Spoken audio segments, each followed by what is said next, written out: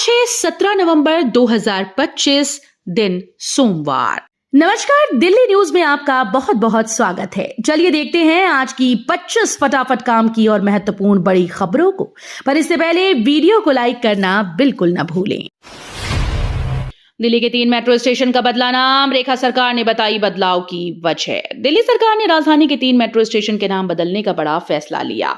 रेखा सरकार ने घोषणा की है कि इन स्टेशन के नाम स्थानीय पहचान, सांस्कृतिक महत्व और यात्रियों की सुविधा को ध्यान में रखते हुए तय किए गए। सरकार का मानना है कि इससे यात्रियों को मार्ग समझने में आसानी होगी और क्षेत्र की ऐतिहासिक व सामाजिक पहचान भी मजबूत होगी। आनंद विहार में लगेंगी 6 एंटी स्मॉग गन, प्रदूषण नियंत्रण पर 58 लाख खर्च। दिल्ली के सबसे प्रदूषित इलाकों में शामिल आनंद विहार बस अड्डे की हवा सुधारने के लिए बड़ा कदम उठाया गया। यहां जल्द ही 6 एंटी स्मॉग गन तैनात की जाएंगी, जो लगातार धूल और प्रदूषण कणों पर पानी की बारीक फुहार छोड़कर हवा को साफ करेंगी। इस व्यवस्था पर करीब 58 लाख रुपए खर्च किए जा रहे हैं। अधिकारियों का कहना है कि इन गनों से बस अड्डे और आसपास के इलाकों में एयर क्वालिटी में सुधार की उम्मीद है। दिल्ली धमाके से शादी बाजार ठप, करोड़ों का व्यापार प्रभावित। दिल्ली में हुए बम धमाकों का असर शादी सीजन पर भी साफ दिखाई दे रहा है। बाजारों में सुरक्षा चिंता के कारण भीड़ कम हो गई, जिससे करोड़ों रुपए के व्यापार पर पानी फिर गया। जहां दुकानदार भारी नुकसान झेल रहे हैं, वहीं ग्राहक अब भीड़भाड़ से बचने के लिए तेजी से ऑनलाइन शॉपिंग की ओर रुख कर रहे हैं। नीतीश कुमार आज इस्तीफा देकर नई सरकार गठन का दावा पेश करेंगे। बिहार की राजनीति में एक बार फिर से बड़ा मोड़ आने वाला है। मुख्यमंत्री नीतीश कुमार अपना इस्तीफा राज्यपाल को सौंप सकते हैं। इसके साथ ही वे नई सरकार बनाने का दावा भी पेश करेंगे। राजनीतिक गलियारों में हलचल तेज है और सभी की निगाहें राजभवन पर टिकी हैं। माना जा रहा है कि आगामी गठबंधन और सियासी समीकरणों को लेकर बातचीत अंतिम चरण में है। दिल्ली में 25 दिसंबर से खुलेंगी अटल कैंटीन, सिर्फ 5 रुपए में मिलेगा भरपेट भोजन। दिल्ली में अब कोई भूखा नहीं सोएगा, क्योंकि 25 दिसंबर से अटल कैंटीन शुरू होने जा रही है। इन कैंटीन में लोगों को मात्र 5 रुपए में पौष्टिक और भरपेट खाना उपलब्ध कराया जाएगा। सरकार का लक्ष्य है कि जल्द ही शहर के जरूरतमंद मजदूर और निम्न आय वर्ग के लोग बिना किसी आर्थिक बोझ के गर्म और साफ भोजन पा सके। दिल्ली ब्लास्ट के बाद कड़ी सुरक्षा, राम मंदिर परिसर में वीवीआईपी के फोन ले जाने पर रोक। दिल्ली ब्लास्ट के बाद राम मंदिर में सुरक्षा व्यवस्था और सख्त कर दी गई। ट्रस्ट और प्रशासन ने संयुक्त समीक्षा के बाद निर्णय लिया कि ध्वजारोहण समारोह में शामिल होने वाले किसी भी वीवीआईपी या मेहमान को मोबाइल फोन लेकर परिसर में प्रवेश की अनुमति नहीं होगी। पहले मोबाइल ले जाने की छूट दी गई थी, लेकिन सुरक्षा एजेंसी की सिफारिश के बाद नियम बदल दिए गए। नई व्यवस्था का उद्देश्य किसी भी तरह की सुरक्षा चूक को रोकना है। दिल्ली धमाके में एनआईए की बड़ी कामयाबी, हमलावर उमर का कश्मीरी साथी गिरफ्तार। दिल्ली बम धमाके की जांच में एनआईए को बड़ी सफलता मिली। एजेंसी ने मुख्य हमलावर उमर के सहयोगी एक कश्मीरी युवक को गिरफ्तार किया। जांच में सामने आया कि ये युवक उमर को लॉजिस्टिक और तकनीकी मदद प्रदान कर रहा था। गिरफ्तारी के बाद अब एनआईए को हमले की साजिश, फंडिंग और पूरे नेटवर्क को लेकर महत्वपूर्ण सुराग मिलने की उम्मीद है।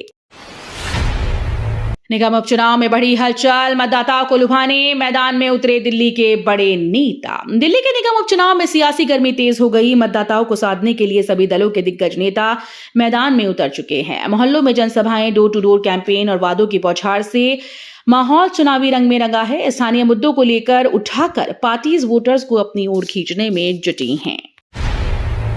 ईडी ने दिल्ली एनसीआर से 82.53 किलो कोकीन और 70 लाख नकद बरामद। ईडी ने दिल्ली एनसीआर में एक बड़े ऑपरेशन के दौरान अंतर्राष्ट्रीय ड्रग रैकेट पर कड़ा प्रहार किया। छापेमारी में एजेंसी को 82.53 किलो कोकीन के साथ करीब 70 लाख रुपए नकद मिले। शुरुआती जांच में खुलासा हुआ कि ये नेटवर्क देश के कई शहरों में सक्रिय था और विदेशों से ड्रग्स की बड़े पैमाने पर सप्लाई होती थी। धमाके से पहले उमर से मिले 3 संदिग्ध पकड़े, दिल्ली पुलिस ने आतंक नेटवर्क दबोचा। दिल्ली धमाके की जांच में बड़ा मोड़ सामने आया। पुलिस ने उन 3 लोगों को हिरासत में लिया जिन्होंने विस्फोट से ठीक पहले हमलावर उमर से मुलाकात की थी। शुरुआती पूछताछ में कई अहम सुराग मिले, जो उसके नेटवर्क और संभावित मददगारों की ओर इशारा कर रहे हैं। पुलिस और केंद्रीय एजेंसीज इस मुलाकात को साजिश का एक महत्वपूर्ण हिस्सा मान रही हैं। दिल्ली प्रदूषण पर चिंता, वकील ने हाईकोर्ट से हाइब्रिड सुनवाई बहाल करने की मांग की। दिल्ली में लगातार बढ़ते वायु प्रदूषण को देखते हुए एक वकील ने हाईकोर्ट को पत्र लिखकर हाइब्रिड सुनवाई सुविधा शुरू करने की मांग की। उनका कहना है कि खराब एयर क्वालिटी के चलते अदालतों तक पहुंचना कठिन हो गया है और इससे स्वास्थ्य पर खतरा बढ़ रहा है। पत्र में अनुरोध किया गया कि मामलों की सुनवाई भौतिक उपस्थिति के साथ साथ वर्चुअली भी की जाए, ताकि प्रदूषण के चरम स्तर पर वादियों और वकीलों को राहत मिल सके। बुराका नीमका के बीच सड़क बनेगी, 6 गांव के 20,000 लोगों को मिलेगा बड़ा लाभ। फरीदाबाद जिले के बुराका से नीमका तक नई सड़क बनाने की योजना को Haryana state agriculture marketing board ने मंजूरी दी। ये सड़क बनने के बाद आसपास के 6 गांव के 20,000 से अधिक ग्रामीणों और किसानों को लंबे समय से चली आ रही परेशानी से राहत मिलेगी। फिलहाल ये मार्ग बेहद जर्जर स्थिति में है, जिससे रोजाना आने जाने वाले लोगों को भारी दिक्कतों का सामना करना पड़ता है। आतंकी उमर विस्फोटक कार लेकर कर्तव्य पथ शाहजहां रोड पहुंचा, 43 तस्वीरों से खुला पूरा रूट। दिल्ली पुलिस की जांच में बड़ा खुलासा हुआ। आतंकी उमर धमाके में इस्तेमाल कार को लेकर कर्तव्य पथ और शाहजहां रोड तक गया था।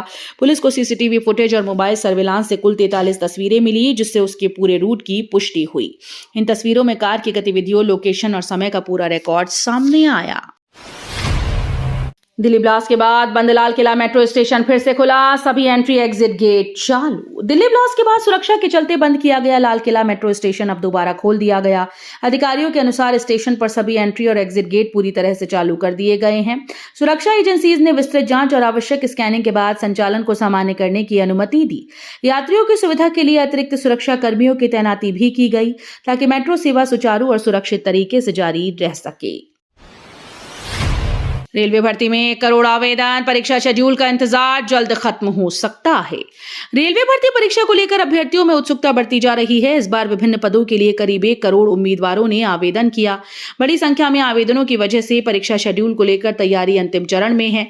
रेलवे अधिकारियों के अनुसार नया एग्जाम टाइम टेबल जल्द जारी किया जा सकता है। उम्मीदवारों को सलाह है कि वे आधिकारिक वेबसाइट पर नजर बनाए रखें।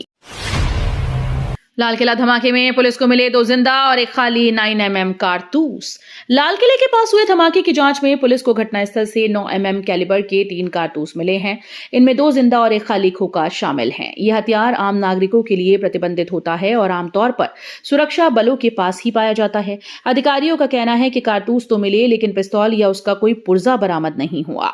इससे जांच की दिशा और पेचीदा हो गई और कई नए सवाल खड़े हो गए हैं। दिल्ली में प्रदूषण से हालत खराब, जहरीली हवा में सांस लेना हुआ मुश्किल।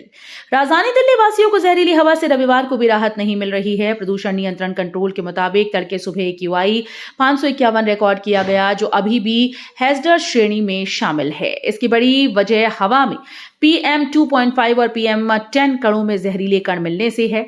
हवा की रफ्तार बेहद धीमी है, जिसकी वजह से स्थिति और बिगड़ रही है। एक अनुमान में इसे 12 सिगरेट पीना माना जा रहा है, जो फेफड़ों के लिए बहुत ज्यादा नुकसानदायक है। दिल्ली में फायर NOC रिन्यू होगा अब ऑनलाइन, 4 दस्तावेजों से घर बैठे पूरी प्रक्रिया। दिल्ली में फायर सेफ्टी NOC रिन्यू कराने की प्रक्रिया पूरी तरह से ऑनलाइन कर दी गई है। मुख्यमंत्री रेखा गुप्ता ने नई सेवा और पोर्टल की शुरुआत करते हुए कहा कि लोगों को अब दमकल केंद्रों के चक्कर नहीं काटने पड़ेंगे। सिर्फ 4 जरूरी दस्तावेज अपलोड कर घर बैठे फायर NOC रिन्यू कराया जा सकेगा। सरकार का दावा है कि इससे समय बचेगा, पारदर्शिता बढ़ेगी और फायर सेफ्टी मंजूरी पाने की प्रक्रिया कहीं ज्यादा आसान होगी। लाल किला ब्लास्ट के बाद दिल्ली NCR से सैकड़ों कश्मीरी छात्रों की घर वापसी शुरू।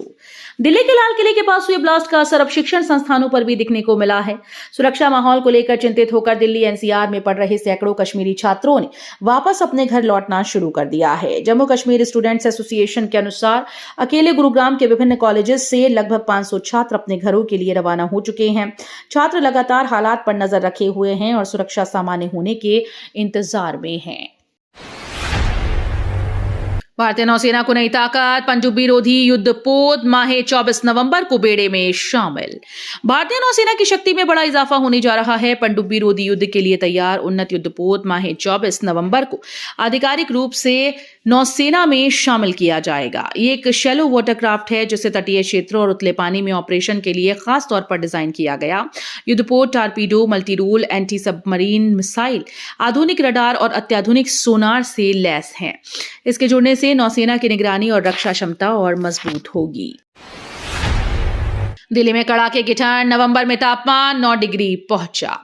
दिल्ली में ठंड ने इस बार पिछले 3 सालों का रिकॉर्ड तोड़ दिया। नवंबर में पारा गिरकर 9 डिग्री सेल्सियस तक पहुंच गया, जिससे राजधानी में सर्दी का असर समय से पहले ही तेज महसूस होने लगा। मौसम विभाग का कहना है कि उत्तर भारत में चल रही ठंडी हवाओं और साफ आसमान के कारण तापमान लगातार नीचे जा रहा है। बढ़ती ठंड को देखते हुए लोगों को सुबह और देर शाम विशेष सावधानी बरतने की सलाह दी गई। धर्मेंद्र घर लौटे स्वस्थ, 90वें जन्मदिन की तैयारी में जुटी हेमा मालिनी और दोनों बेटियां।